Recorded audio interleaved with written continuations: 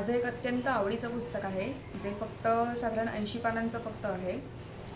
Manual for manifesting your dream life आणि ते लिहिलं आहे एरिक जॉन कॅम्पबेलने. तर ह्या पुस्तकातलं त्यांचं एक वाक्य आहे, ते म्हणजे your focused attention is your super power as a human being. म्हणजे तुम्ही जितक्या जे विचार तुमच्या मनामध्ये येतात, तर नॅचरली आपलं लक्ष तिकडे जातं, आपला फोकस तिकडे जातो, अटेन्शन तिकडे जातं. आणि त्यांचं म्हणणं असं आहे की ज्या गोष्टीकडे आपला फोकस जातो ती गोष्ट आपल्या आयुष्यात वाढत जाते.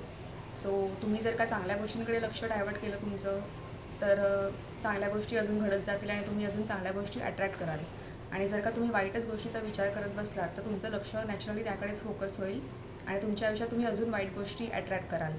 सो लॉ ऑफ अट्रॅक्शनचा हा एक खूप महत्त्वाचा भाग आहे की तुमचं अटेन्शन कुठे जातं आहे ते तुम्ही लक्षपूर्वक द्यायला पाहिजे.